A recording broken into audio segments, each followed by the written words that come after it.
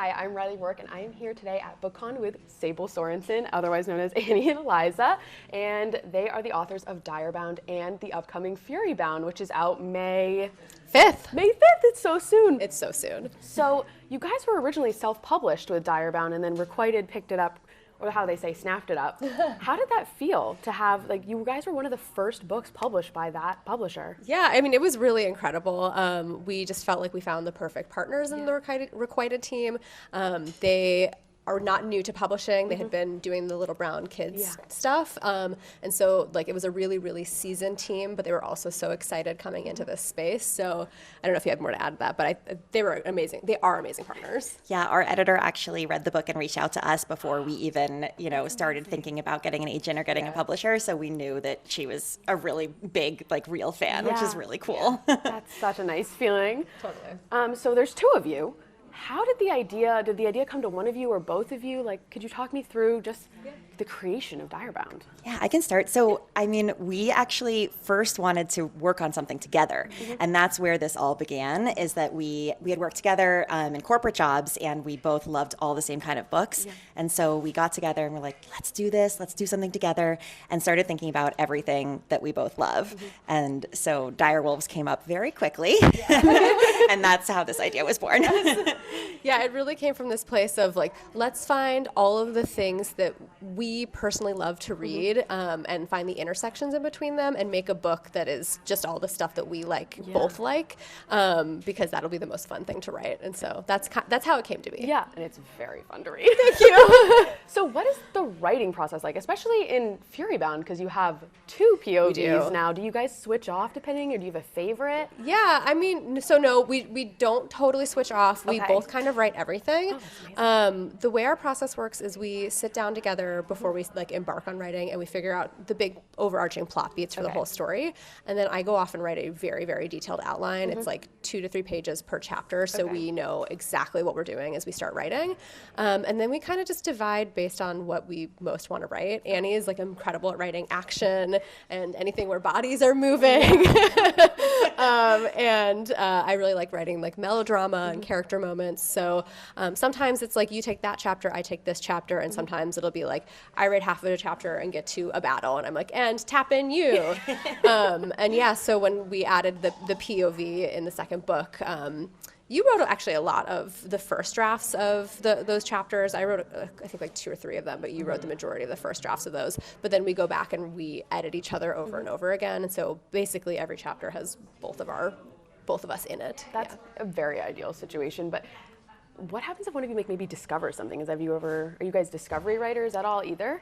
I definitely am, and it's funny because Eliza writes, as she said, the most amazing outlines, and they'll come to me and there's so many great ideas in there, and sometimes I'm just yes, I'm feeling this, I'm going to go with it, and sometimes the chapter will just swerve and go in a crazy direction, and sometimes it really works and it's great, and sometimes it doesn't, and then we have to get back together and figure out, okay, why wasn't the original outline resonating, and why isn't this version working, what are we going to do instead? Yeah, I think some of the best moments come from those discovery. I mean, honestly, through both of the books that we've written, we're working on the third one right now. So through all 3 of the books, I think we've reached a moment kind of at the halfway point in the process of writing the books where we're something needs to change. And then we kind of get back to the drawing board and rediscover that together.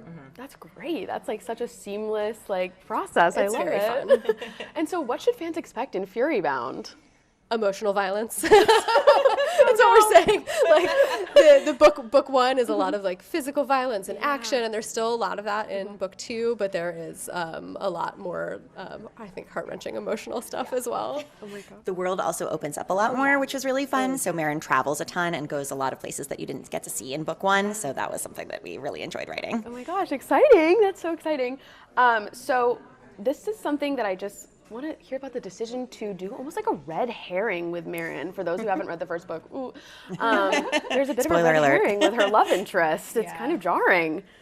Yeah. Yeah, do you want to? Yeah, I think, can we call this a trope or sort of Yeah. A mini trope. Yeah, mini trope. It's something that I personally enjoy reading, and I think you do too. And so part of it came from that, and just that we love the little bit of a red herring love interest situation, both of us. But also, I think when you're following a character through multiple phases of their lives, it's really interesting. I find it more satisfying when you get to like that true love interest, if you can see like what they've been through beforehand to get them to the place where they're ready for that person. So that came into it as well. Yeah.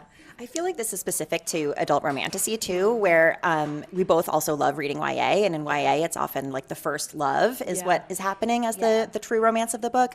But here we have adult characters who, they've already explored a little bit, they've already discovered a bit of who they are. Obviously they're still learning and growing a lot, especially Marin. But there is some experience there that's informing sort of what they're doing and what choices they're making. Yeah. So you said you're working on the third book. Yes. Can you say anything about that at all? I think there is a release date on Goodreads. I don't know if it's an actual release date. I don't think it's the real release date. I saw people commenting on it, and they're like, "Oh my God, this is We're 3 hoping to have books." news about that soon, but we haven't made any official announcement yet. Okay. So, what can we say? I don't know. I mean, that there's another POV. Yeah. There's a third POV. Oh my gosh. We won't say who. Okay. I'm not gonna say who. I mean, lots of action, all the elements that you hopefully have loved in the first 2 books, you'll definitely see again in book 3. Some really big kind of dramatic, climactic moments as well. I can't wait. And if you could pick a song to describe all 3, Like a song for each. Okay. Ooh.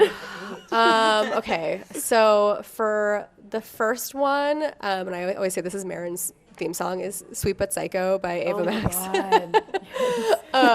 For the second one, I would say Castle by Halsey, I think is like the song for that book. And then, I don't know for this. I'd have to give more thought for the third one. I'm still like building. I was actually the other day as we were writing, I was having like trouble writing, and I was like, I think it's time to start working on the playlist. So I worked by like spending a couple hours going through Spotify. It is very important. You got to know the moods you're setting.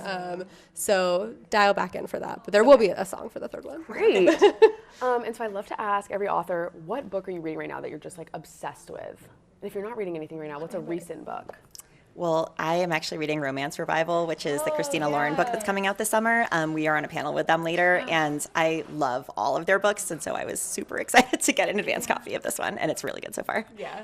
I'm actually reading the same thing right now. Our publicist just sent it to us, so it's really fun. I think it's a little bit of a different book for them, and so it's been really enjoyable to read. That's great. Is there anything you want to add you don't think I covered today? I think that we're so grateful for the way that readers have responded to this book, and we're just like very honored by how much people have enjoyed it, and we hope that you enjoy the second book and the third book when it comes out. Thank you again so much. Yeah, I can safely say the second one is crazy and so good, so good. Thank you. Thank you so much for taking the time today to talk with me. Yeah, of course. Thanks.